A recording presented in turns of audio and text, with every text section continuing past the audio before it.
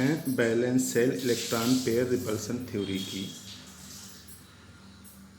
इसको डेवलप किया था सेडविक एंड पावेल ने और इम्प्रूव किया था जिलेस्पी एंड नेहोल्म ने। इम्पॉर्टेंट थ्योरी है और हाइब्रिडाइजेशन थ्योरी से आगे की है VSEPR थ्योरी। फुल फॉर्म है valence shell electron pair repulsion theory. तो valence electron pair repulsion theory के पोस्टुलेट्स क्या हैं, उसी को आज इस वीडियो में समझते हैं। तो देखिए, जो ज्योमेट्री है दो टाइप की होती है। ज्योमेट्री दो टाइप की,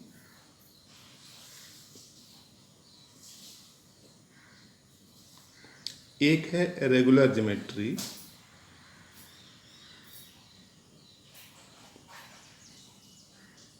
और दूसरी है इर्रेगुलर ज्योमेट्री।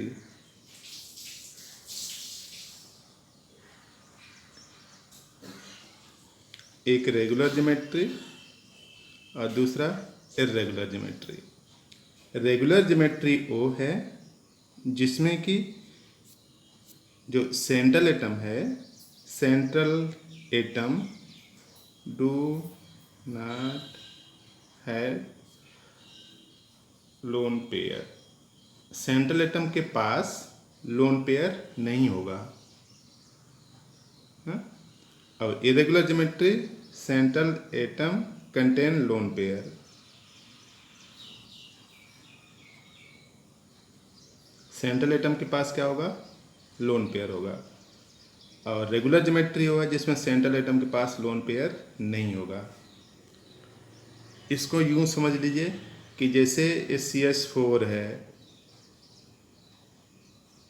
ना, ACH4 है, इसमें कार्बन के पास 4 बैलेंस इलेक्ट्रॉन थे, चारों के चारों बैलेंस इलेक्ट्रॉन बॉन्डिंग में इन्वॉल्व हो गए, तो इसके पास कोई लोन पेयर नहीं है। तो ज्योमेट्री कैसी है? रेगुलर है। उसी तरीके से देखिए PCl5 है, P में कितने बैलेंस इलेक्ट्रॉन? 5 ठो। तो एक इधर से बॉन्ड बना लिया, एक इधर से बना लिया, एक इधर से बना लिया, 3, एक यहाँ पे और एक यहाँ पे, 5 बॉन्ड बना लिया। तब इसकी भी ज्योमेट्री, क्योंकि इसमें 5 बैलेंस इलेक्ट्रॉन थे, पांचों के 5 बॉन्डिंग में इन्वॉल्व हो गए, तो इसकी भी ज्योमेट्री क्या है? रेगुलर। यानी regular geometry are those whose central atom form bond equal to number of valence electron. जितने बैलेंस इलेक्ट्रॉन हैं अगर उतने बॉन्ड बना ले तब उस ज्योमेट्री क्या बोलते हैं? रेगुलर। अगर बैलेंस इलेक्ट्रॉन से कम बॉन्डिंग में इन्वॉल्व हो तो उसको क्या बोलते हैं? Irregular geometry. इर्रेगुलर ज्योमेट्री का एग्जांपल जैसे H2O है, तो ऑक्सीजन है, कितने बैलेंस इलेक्ट्रॉन? 6 ना। 6 में से एक इधर बॉन्ड बना लिया वाटर हाइड्रोजन के साथ, एक इधर बना लिया, तो 2 ही इलेक्ट्रॉन तो बॉन्डिंग में इन्वॉल्व हुए ना। ऑक्सीजन के 2 ही इलेक्ट्रॉन बॉन्डिंग में इन्वॉल्व हुए, तो बच्चे कितने? 4 ना। तो इसमें लोन पेयर आ गया, तो इसकी भी ज्योमेट्री क्या है? इर्रेगुलर है। उसी तरीके से देखिए नाइट्रोजन में 5 बैलेंस इलेक्ट्रॉन हैं, एक इधर बना लिया हाइड्रोजन के साथ, एक हाइड्रोजन के साथ इधर, एक हाइड्रोजन के साथ इधर बना लिया, 3 ठो बना लिया, बच्चे कितने? 2, इस पे एक लोन पेयर। यानी ऐसी सभी ज्योमेट्री जिसमें सेंट्रल एटम के पास लोन पेयर बचे हों, वो ज्योमेट्री क्या है? इर्रेगुलर। और ऐसी सभी ज्योमेट्री जिसमें सेंट्रल एटम के पास कोई लोन पेयर न बचे हों, वो क्या है? रेगुलर ज्योमेट्री है। तो जैसे PCl3 की बात करें तो फास्फोरस में कितने बैलेंस इलेक्ट्रॉन? 5। एक क्लोरीन के साथ बना लिया, एक क्लोरीन के साथ, एक क्लोरीन के साथ, 3 बना लिया, तो अभी 2 ठो बचा है ना, 2 लोन। तो इस तरह से बचा हुआ। तो अब देखिए ये भी ज्योमेट्री इरेगुलर है, ये भी ज्योमेट्री इरेगुलर है, ये भी ज्योमेट्री इरेगुलर है, और यहाँ पे ये दोनों ज्योमेट्री कैसी हैं? रेगुलर है ना। और ये ज्योमेट्री कैसी है? इरेगुलर। तो डिफिनीशन यही बना कि irregular geometry are those in which central atom contain lone pair as well as bond pair. Lone pair भी होगा और बॉन्ड पेयर भी होगा। और regular geometry are those in which central atom contain only bond pair, no lone pair. तो इस तरह से इसकी ज़रूरत क्या पड़ी? ज़रूरत ये पड़ी कि जो हाइब्रिडाइजेशन थ्योरी थी वो ऐसे मॉलिक्यूल की ज्योमेट्री या शेप को एक्सप्लेन करता था जिसकी ज्योमेट्री रेगुलर थी, लेकिन इरेगुलर वाले को एक्सप्लेन नहीं कर पाता था। तो इसी के लिए डेवलप की गई balance shell electron pair repulsion theory. ठीक, अब इम्पोर्टेंट पोस्टुलेट्स की बात करें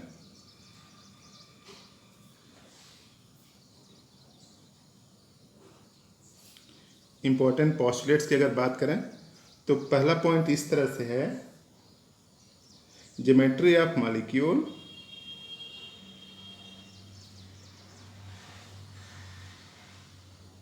डिपेंड ऑन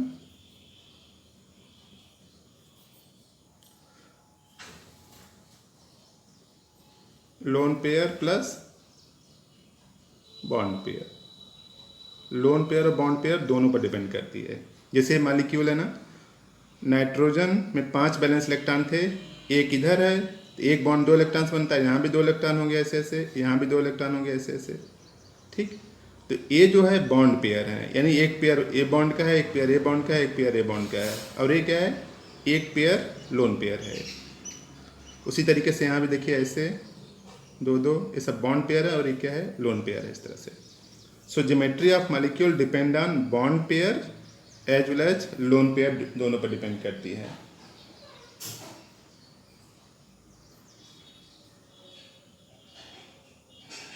और दूसरे पॉइंट की बात करें तो molecule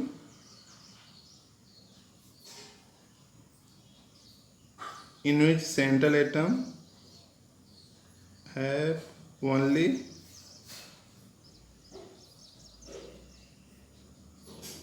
bond pair is regular geometry। ठीक है, और नेक्स्ट पॉइंट है molecule in which central atom have both lone pair plus bond pair is called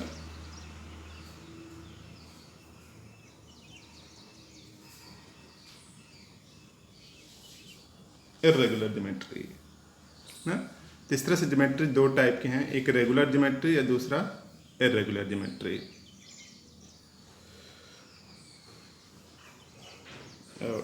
fourth point इस तरह से है कि electron pair around the central atom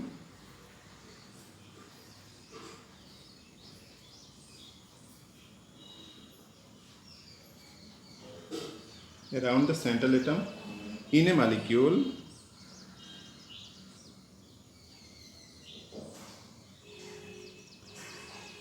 tend to stay as far away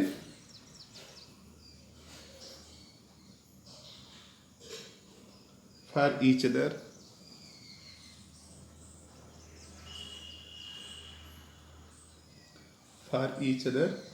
as possible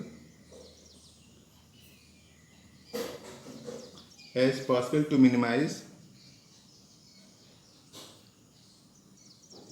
the repulsion for maximum stability ना। यानी electron pair central atom के चारों तरफ इस तरह से व्यवस्थित रहें कि उनके बीच डिस्टेंस ज़्यादा हो ताकि रिपल्सन कम हो और स्टेबिलिटी क्या हो, ज़्यादा हो ना। यानी around central atom electron pair stay व्यवस्थित रहते हैं इस तरह से कि उनके बीच रिपल्सन कम हो ताकि स्टेबिलिटी क्या हो, ज़्यादा रहे। और नेक्स्ट पॉइंट है कि लोन पेयर रिपल्सन मैक्सिमम होगा, फिर लोन पेयर, फिर बॉन्ड पेयर, और फिर बॉन्ड पेयर और बॉन्ड पेयर, इस तरह से रिपल्सन डिक्रीजिंग ऑर्डर में। तो देखिए जैसे मान लीजिए अमोनिया है, यहाँ पे ऐसे, यहाँ पे इस तरह से ऐसे, ठीक है। एक बॉन्ड का 2 इलेक्ट्रॉन यहाँ पे, इसका है 2 इलेक्ट्रॉन यहाँ पे, इसका 2 इलेक्ट्रॉन यहाँ पे, इस तरह से ये है ये ना। तो देखिए इस लोन पेयर और लोन पेयर की डिस्टेंस ज़्यादा होगी।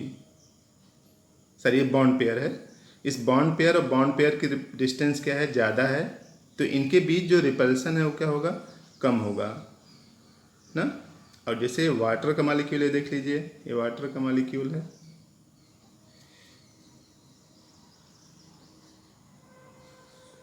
इस वाटर के मॉलिक्यूल में एक यहाँ पे है, एक यहाँ पे है, यानी एक बॉन्ड पेयर यहाँ पे, एक बॉन्ड पेयर यहाँ पे ना, इसके ऊपर 2 लोन पेयर हैं इस तरह से। तो देखिए एक लोन पेयर है, दूसरा लोन पेयर है। तो लोन पेयर और लोन पेयर चूंकि सेंट्रल एटम पर है ना, ये सेंट्रल एटम है, सेंट्रल एटम पर है, इसलिए उनके बीच डिस्टेंस बहुत कम होगी, तो लोन पेयर रिपल्सन क्या होगा, ज़्यादा होगा। फिर लोन पेयर बॉन्ड पेयर, ये देखिए लोन पेयर है, वो क्या है, बॉन्ड पेयर, इनके बीच रिपल्सन थोड़ा सा और कम होगा, और इनके बीच ये बॉन्ड पेयर है, ये बॉन्ड पेयर है, इनके बीच रिपल्सन और कम होगा। So lone pair repulsion is maximum and bond pair repulsion is minimum. Repulsion मतलब ये भी नेगेटिव चार्ज है, ये भी नेगेटिव चार्ज, एक दूसरे को रिपल्स करेंगे।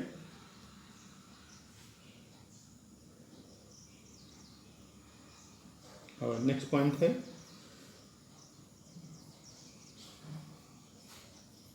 In balance shell electron pair repulsion theory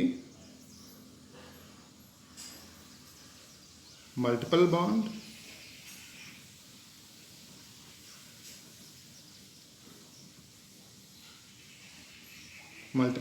is treated as single electron pair.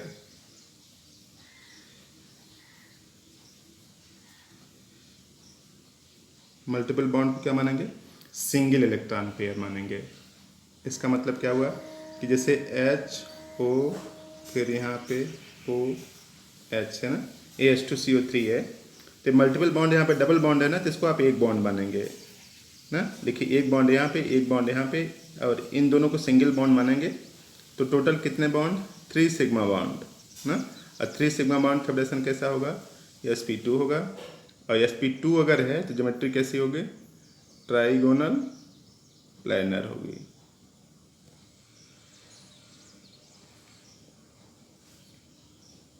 ये इंपॉर्टेंट पॉइंट है, इन BAB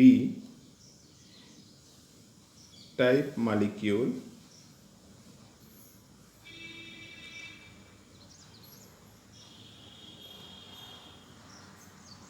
when the size of atom A increases ना, bond angle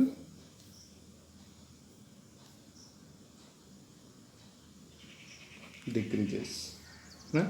जैसे इस तरह समझ लीजिए कि ऑक्सीजन है, यहाँ पे हाइड्रोजन H2O, ऑक्सीजन है, फिर सल्फर है, ऑक्सीजन सल्फर सिलेनियम, उसके बाद टेल्यूरियम ना। देखिए BAB ना, जो BAB मॉलिक्यूल की बात करता है, तो देखिए ये है BAB, फिर यहाँ पे BAB, इसमें लोन पेयर सब में बराबर हैं, 2-2 ठो हैं,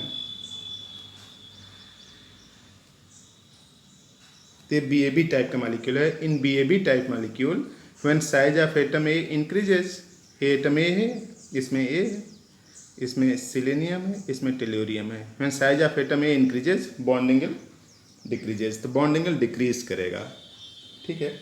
तो बॉन्ड एंगल इस डिक्रीजिंग ऑर्डर में है, यानी bond angle in decreasing order.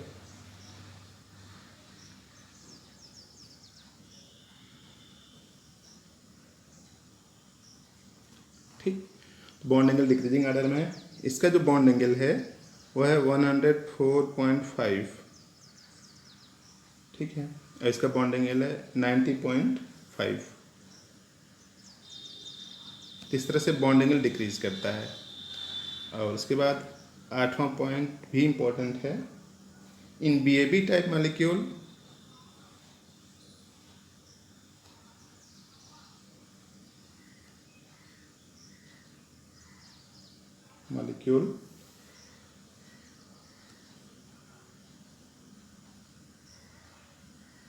bond angle increases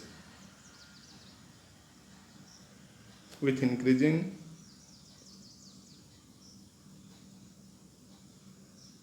size of atom B ना।